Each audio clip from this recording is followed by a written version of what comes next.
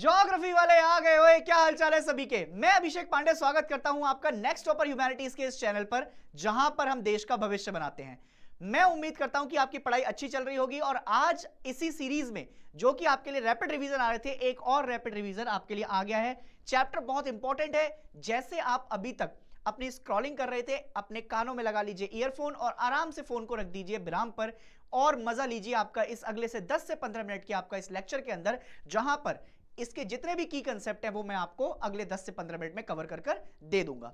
सबसे पहले अगर सर हम बात करें तो जैसे श्री राम जी को अपना लक्ष्य याद था, एकलव्य को पता था कि उनको कहां पर आपका तीर लगाने हैं और अर्जुन जी को सिर्फ एक आंख साध रही थी, वैसे ही तुम्हें भी अपना लक्ष्य आपका क्या होना चाहिए, पता होना चाहिए। देखो सबसे पहले आपका अगर मैं इसके बारे में बात करूं तो अगर इसके इंट्रोडक्शन की बात करेंगे तो कॉन्टिनेंट्स जो है हमारे वो लगभग 29% ऑफ द अर्थ सरफेस पर आपका कवर है। अगर मैं बात करूं तो जैसे पोजीशन है कॉन्टिनेंट की और ओशन की, ओशन वाटर बॉडीज हैं, ये लगभग आपका पहले पास्ट में ना आपका एक साथ होती थी। कैसे डिफाइन हुआ, हमारे पास अलग अलग थ्योरीज है उनको, जैसे कॉन्टिनेंटल ड्रिफ्ट थ्योरी है। इसमें ये बताया गया था कि पहले आपका पूरा एक अर्थ जो था वो पेंजिया था, फिर धीरे धीरे कर वो दो कॉन्टिनेंट्स में डिवाइड हो गया, लॉरेशिया और गोंडवाना। फिर धीरे धीरे कर और कॉन्टिनेंट डिवाइड हुए। आज जो हम देख रहे हैं 7 आपका कॉन्टिनेंट्स ये आपका डिवाइडेड यहां पर हैं।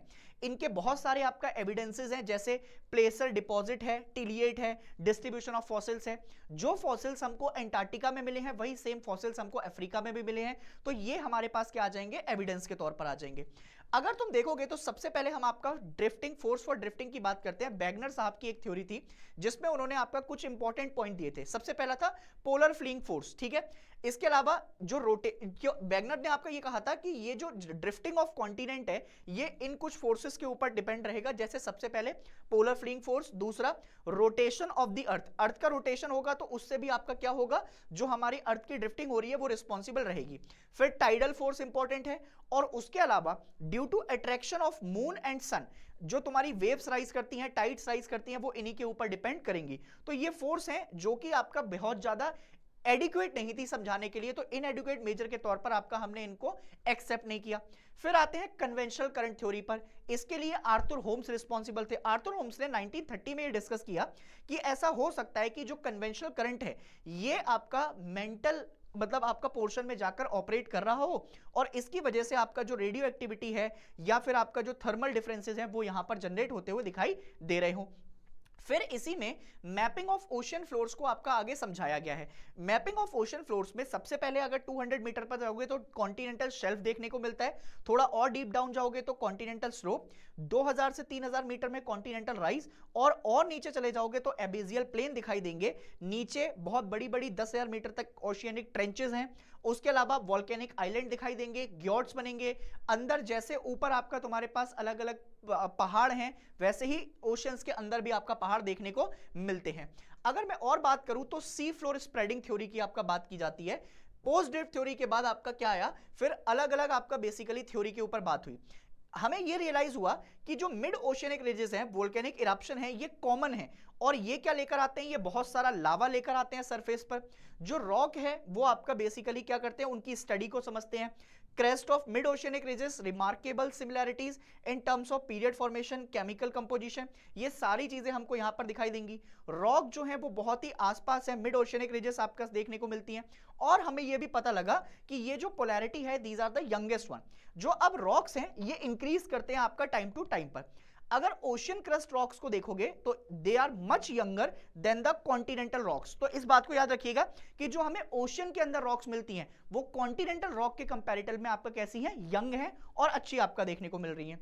इसके अलावा फिर हम आते हैं प्लेट टेक्टोनिक थ्योरी पर।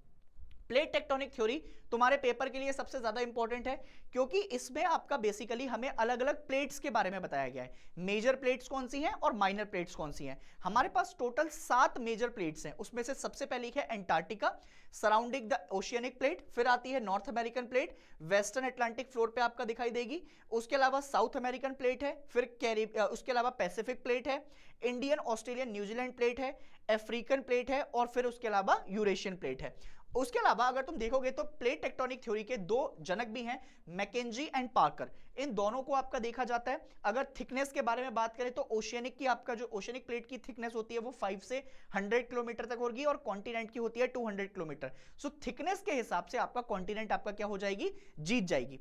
अगर मैं और बात करूं आगे बढ़कर तो तुम्हारे पास कुछ माइनर प्लेट्स भी हैं, जिसमें एक आती है कोकस प्लेट जो कि सेंट्रल अमेरिका और पैसिफिक प्लेट के बीच में दिखाई देती है, नास्का प्लेट जो कि साउथ अमेरिका और पैसिफिक प्लेट के बीच में दिखाई देगी, अरेबियन प्लेट जो कि सऊदी अरेबियन लैंड मास को कवर करती है, एक फिलिपिन प्लेट है जो कि आपका एशियाटिक एंड पैसिफिक आपका प्लेट के बीच में दिखाई देगी, और भी कई सारी हैं जो कि यहां पर कवर हैं। अब इन प्लेट टेक्टोनिक के हिसाब से हमने कॉन्टिनेंट्स के पार्ट को इंचेस के हिसाब से आपका हर साल बढ़ते हुए देखा है। तो हमारे पास 3 तरीके की आपका प्लेट बाउंड्रीज होती हैं, डाइवर्जेंट बाउंड्रीज, कन्वर्जेंट और ट्रांसफॉर्म।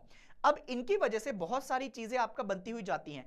मैंने तुम्हें आपका बताया है कि जब भी तुम डाइवर्जेंट बाउंड्रीज देखोगे तो इससे क्या होता है, नई क्रस्ट का जनरेशन होता है। ओशियनिक, मिड ओशियनिक रीजस में जाओगे, mid Atlantic ridges, African rift valley, ये सारे एग्जांपल आपका डाइवर्जेंट की वजह से ही आते हैं।